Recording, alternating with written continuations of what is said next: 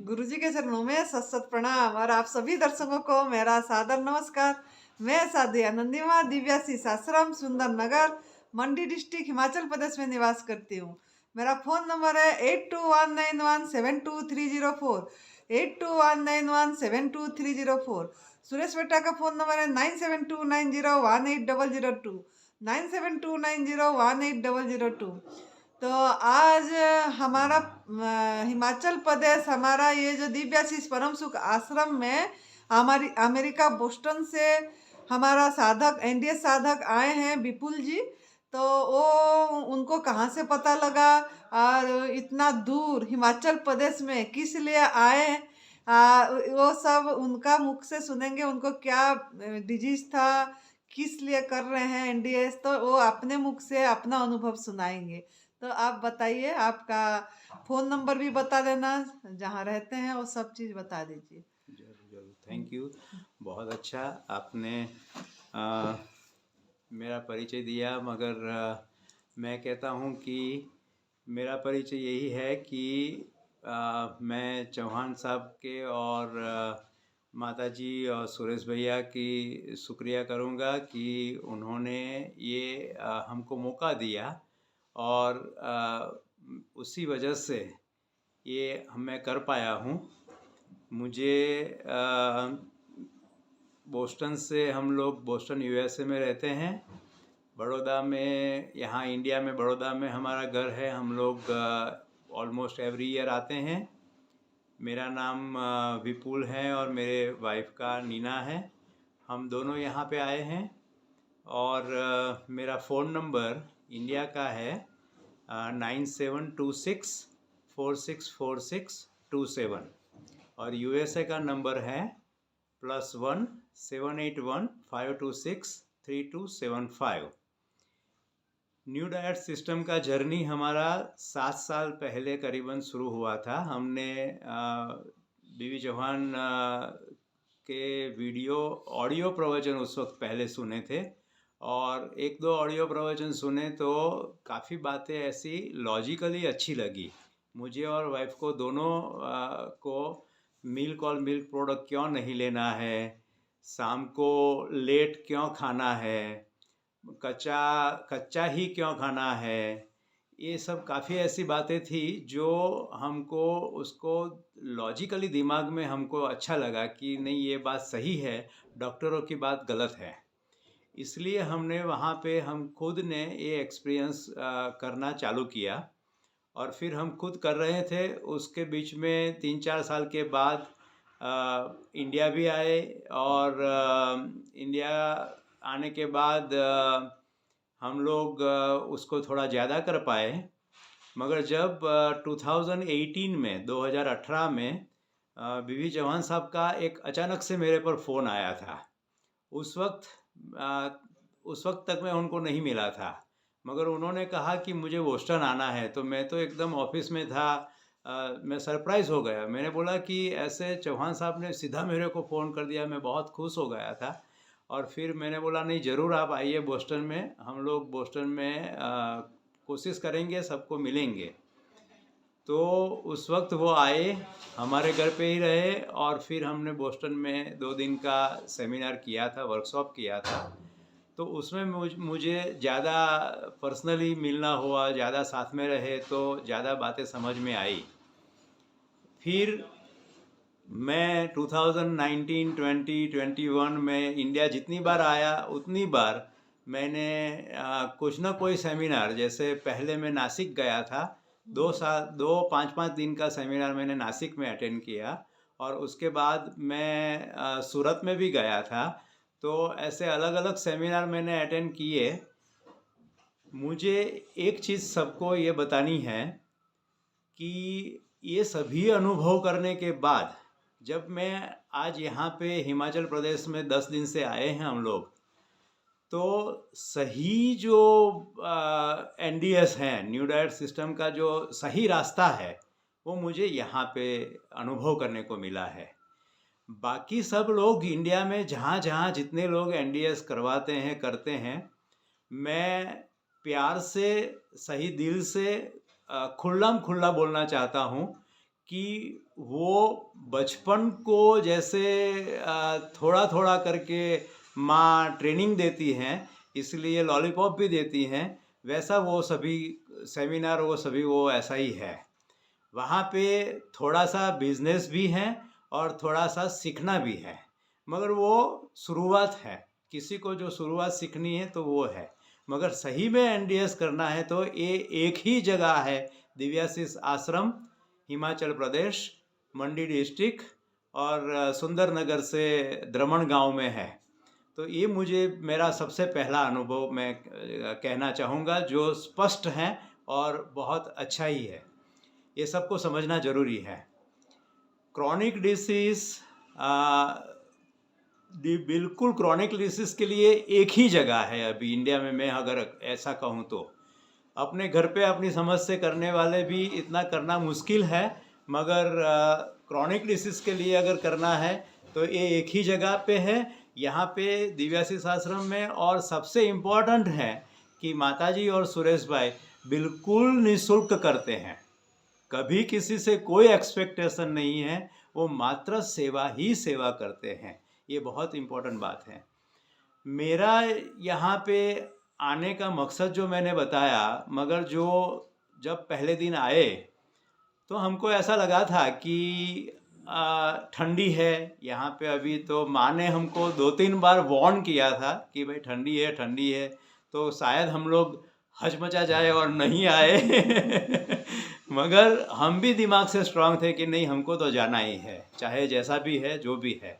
और सुरेश भैया ने 2 दिन तो हमको थोड़ा जांच की हमारी, थोड़ा हमको तपासा, हमको घिसा कि भाई इसमें सही में सुगंध निकलने वाली है कि नहीं निकलने वाली है। तो हम लोग 2 दिन में सुरेश भैया की परीक्षा में भी पास हो गए और फिर हम यहाँ पे 12 दिन रह पाए। कल हम जाने वाले हैं, मगर जो 10 दिन का मेरा अनुभव है, मैं एक्चुअली मुझे हर्निया है, मेरे को पाइल्स भी हैं, और मेरे को अभी इस बार इंडिया की ट्रिप में आया तो मुझे पोस्टेट का भी थोड़ा सा शुरुआत है, ऐसा डॉक्टर ने बताया सभी सोनोग्राफी और करने के बाद। तो मैंने सोचा कि तो यही मेरे लिए अच्छी जगह है, मैं सही रास्ते पे जा रहा हूँ और सही जगह पे जा रहा हूँ। यहाँ पहले 2 दिन हमने रसाहार पे किया, आते ही पहले दिन से ही रसाहार शुरू कर दिया था। दूसरे 2 दिन हमने निर्जला किया और उसके बाद 2 दिन रसाहार किया, और उसके बाद मैंने कंटिन्यूस 5 दिन निर्जला किया, 5-5.5 दिन कंटिन्यूस निर्जला किया। अभी इस दौरान और फिर अभी रसाहार कल से शुरू किया है, तो कल और आज रसाहार है। और कल थोड़ा कच्चा खाना का भी हमको सभी माँ के हाथ का महाप्रसाद का टेस्ट मिलेगा। मगर पहले दिन जब हमने 2 दिन जो रसाहार किया, उसके बाद में मुझे यूरिन में प्रॉब्लम हुआ। अभी प्रोस्टेट की वजह से हो सकता है, या तो फिर मैं थोड़ा घबरा गया था क्योंकि प्रोस्टेट का पहले सुना नहीं था और ऐसा हुआ था।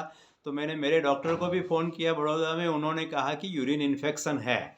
मगर दवाइयाँ उन्होंने मेरे को बोला, मैं सुरेश भाई से दवाइयाँ मंगाई, मगर वो दवाई मैंने एक भी गोली खाई नहीं, क्योंकि मुझे विश्वास था कि सुरेश भाई और जो माँ करेंगे उसके हिसाब से मेरे प्रॉब्लम सॉल्व हो जाने वाली है। और सही में ऐसा हुआ कि रात को कितनी मुश्किल थी, रात को मेरे को 10 से 12 बार हर 1 घंटे में यूरिन के लिए जाना पड़ता था। प्रेशर आता था, ऐसा लगता है कि अभी यूरिन जाना पड़ेगा, तो मैं तुरंत उठ के बाथरूम जाता था।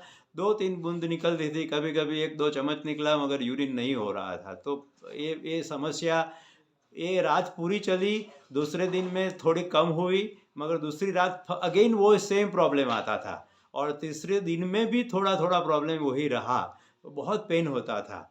मगर मेरा 2 दिन निर्जला के बाद वो प्रॉब्लम कैसे गायब हो गई मेरे को समझ में नहीं आया। एकदम से एनडीएस का चमत्कार हो गया कि वो प्रॉब्लम सॉल्व हो गई और मेरा पेन टोटल चला गया, मेरा यूरिन नॉर्मल हो गया। और बल्कि मैं एक बात अभी मेरे वाइफ को भी नहीं बोला है, नीना को, मगर मैं बताना चाहूँगा कि पोस्टेट का जो मेरे को थोड़ा सा जो वो है, जो पोस्टेट की गांठ जो यूरिन में आती है, उसकी वजह से जब हमारा यूरिन की जगह है वहाँ पे थोड़ा सा ऐसा कभी कभी फील होता था कि थोड़ा थोड़ा सा पेन है, मगर वो पेन अभी ये 5 दिन से मेरे को नहीं लग रहा है, ये बड़ी बात है।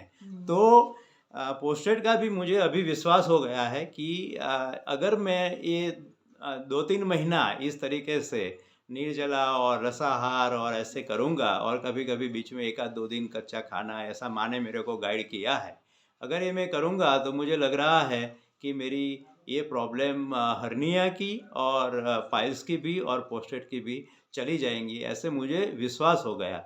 सबसे बड़ी बात यहाँ पे आने का हमको फ़ायदा ये हुआ कि एक आत्मविश्वास बढ़ा है कि यही रास्ता है, और ऐसा करने से हर एक छोटी मोटी समस्या तो 2-5 दिन में निकल जाती है, मगर कैंसर जैसे हमने दर्दियों को यहाँ पे देखा, हम खुद देखा कि काफ़ी सारे ऐसे पेशेंट्स यहाँ पे आते हैं, और काफ़ी सारे वीडियो देखे थे, अभी पर्सनली हमने देखा, ब्रह्मा कुमारी से आए हुए मोनिसा बेन को देखा, उनकी प्रॉब्लम देखी, उनको ब्रेस्ट में जो 2.5 किलो का कैंसर था वो भी निकल गया, अभी 50-60% उसमें फ़र्क हो गया उनको।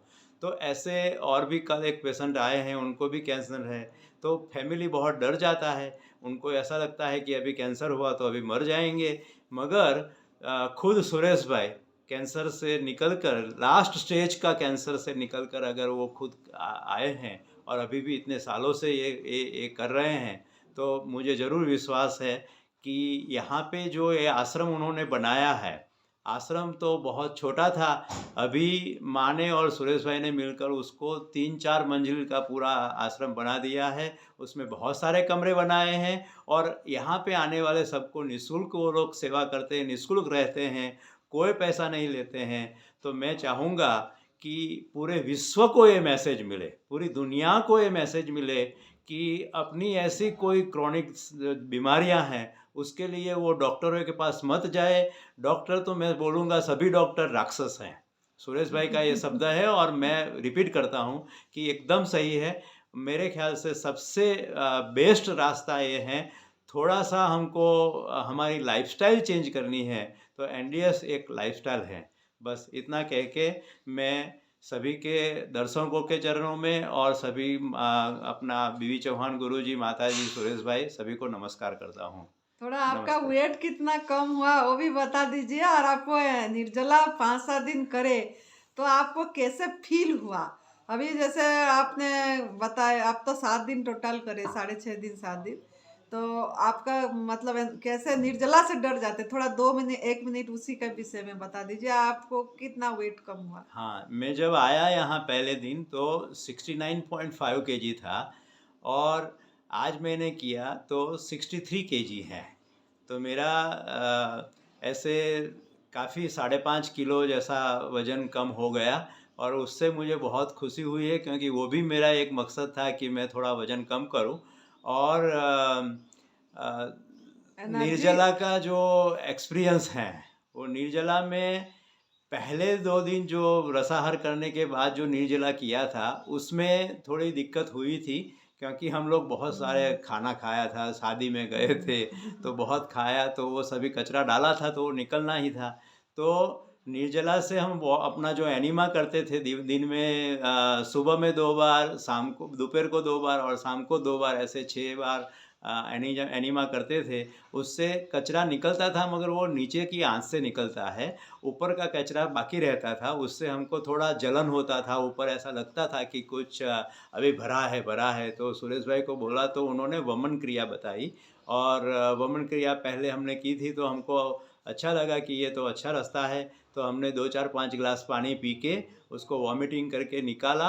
इतना सारा कचरा निकला, इतना वॉमिटिंग हुआ, और एक बार नहीं, 3-3 4-4 बार निकालना पड़ा, तभी जाके उसमें राहत हुई।